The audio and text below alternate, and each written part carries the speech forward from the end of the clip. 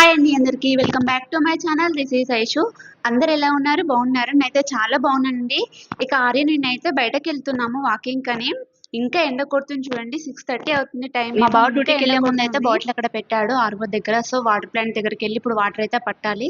కాస్త లేట్ అవుతుంది గానీ ఇంకా ఫ్రీ కదా ఇక్కడనే పెట్టుకుంటున్నా. మేము వచ్చిన కొత్తలో అయితే ఒక టోకెన్‌కి ₹10 అంటే ఒక బాటిల్ నింపి ఇచ్చేవాళ్ళు. ఇకైతే సమ్మర్‌లా కొంచెం ఇబ్బందవుతుంది వాటర్ కానీ ఇలా ఆర్‌ఓ అయితే పెట్టించారిక్కడ.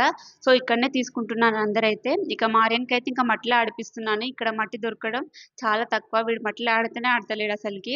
అందుకనే కొద్దిసేపు వదిలిపెట్టాను. ఇంకా అటు నుంచి పార్క్‌లోకెళ్ళి కాసేపు ఆడిపించాను. ఇక మా బావ వచ్చేసాక మా బావకి అప్పచెప్పి నేనైతే ఇంక చకచకా వర్క్ చేసుకుంటున్నాను. ఇంక ఇడ్లీ పిండి పట్టాలి, కర్రీ చేయాలి, అన్నం వండాలి. ఆర్యన్ వాళ్ళ ఫ్రెండేమో నాకు ఆకలేస్తుంది త్వరగా వండు ఆంటీ అంటుంది. ఆ పిల్లకైతే మన ఫుడ్డే చాలా అలవాటయిపోయిందండి. వాళ్ళ ఇంట్లో కూడా నాకు ఆంటీ వాళ్ళ ఫుడ్డే కావాలి మనదొద్దు అంటుందంట. వాళ్ళు చెప్తున్నారు.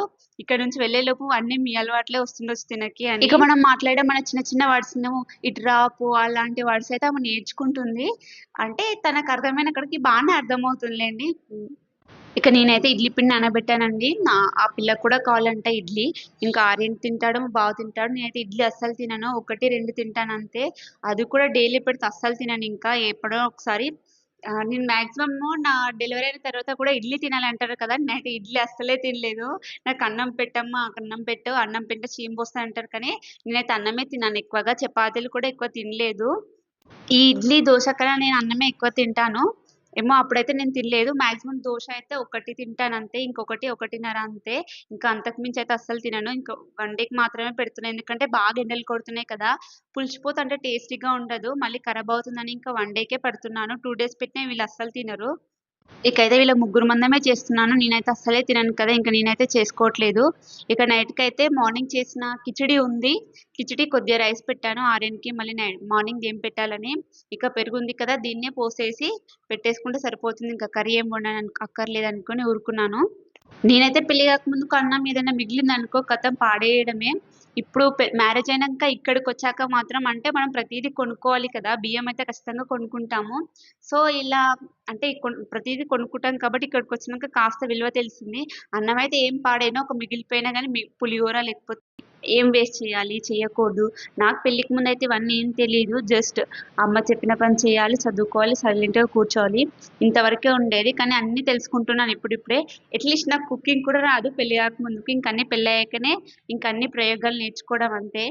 ఈ పెరుగు పచ్చడి మాత్రం ఈ మధ్య తక్కువ చేశాను. ఎందుకంటే వర్షాలు పడుతున్నాయి కదా అని ఎక్కువ చేయట్లేదు కానీ, ఇంకా సంబర్‌లో అయితే 1 లీటర్ మిల్క్ వస్తుంది కదా! 1 లీటర్ మిల్క్ మొత్తం దానికే యూజ్ చేసేదాన్ని. పెరుగు చేసి దాన్నే తినేవాళ్ళం. కానీ చాయ్ అస్సలు లేదు. ఇంకా మా ఆయనకి కొద్దిగా పాలుంచేదాన్ని.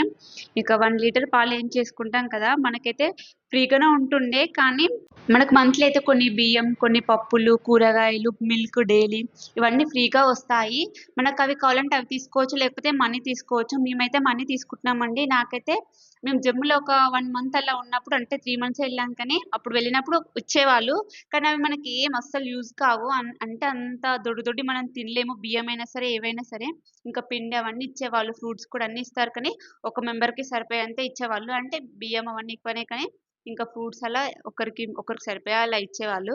ఇక అలా వద్దని ఇంకా మనీయే ఇస్తున్నారు. మంత్లీ ఒక 3000 అలా ఇస్తారు. మా బావ అన్నాడు కానీ నాకు తెలీదండి. నేనెప్పుడు అడగలేదు. ఇస్తారా ఇవ్వరా అని ఇంకా. ఇక మా ఆర్యన్ వాళ్ళ ఫ్రెండ్స్ వచ్చారు కదా! ఇక వాళ్ళందరూ అయితే హ్యాపీగా ఆడుకుంటున్నారు. మా ఆర్యన్ అయితే ఓవర్ యాక్షన్ ఎక్కువగా చేస్తున్నాడు. వాళ్ళకి బొమ్మలేవి ఇయ్యట్లేదు. ఇక మా ఆర్యన్‌ని అయితే ఏ నుంచి ఈ వరకు వస్తున్నాయి ఎలిఫెంట్ వరకు బాగా చదువుతున్నాడు. మా మనగాని లెక్కలే బాగా చదువుతాడో ఏమో రేపు. అంటే చిన్నప్పుడైతే బానే చదివినాడు కానీ ఇంకా పెద్దయినంక తెలీదు. ఇక ప్రెగ్నెన్సీ టైమ్‌లో అయితే 3 మంత్స్ పడ్డాంకల్లా నేనైతే చిన్న చిన్న బుక్స్ చదవడం స్టార్ట్ చేశాను. అందుకేనేమో వీడు కూడా బుక్స్ ఎమ్మట పడతాడు. ఊకే చదువుతా ఉంటాడు. ఏమో నాకు తెలిసిన ట్రిక్ అయితే నేను ఫాలో అయ్యానప్పుడు.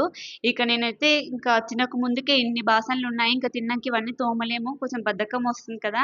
ఇంక అందుకని ఇప్పుడే అన్ని బాసనలన్నీ తోమేసుకుంటున్నాను. ఇంకా పిల్లలైతే ఆడుకుంటున్నారు కదా! నాకైతే కిచెన్ నీట్‌గుంటేనే బావుంటది. లేకపోతే తినాలనిపియదు. అసలు కూర్చోవాలనిపియదు. అందుకే నేనెప్పుడు పని చేస్తుంటే, "నువ్వెప్పుడు పని చేసుకుంటూనే కూర్చో" అని అంటాడు. కానీ ఇంక నా పని నేను చేసుకోక తప్పదు మన గేట్ లోపలికైతే ఒక బండొచ్చిందంట. ఆ వెహికల్‌లో అయితే ఇగో మోమోస్ తీసుకొచ్చారు. మోమోస్. నేనైతే ఇక్కడికొచ్చాకనే ఫస్ట్ టైమ్ అండి తినడము. అంటే బానే ఉన్నాయి. పర్లేదు. హెల్తీ ఫుడ్ కదా! హెల్తీ ఫుడ్ అంటే ఎవరికి నచ్చుతది కదా! ఎవరికీ నచ్చదు.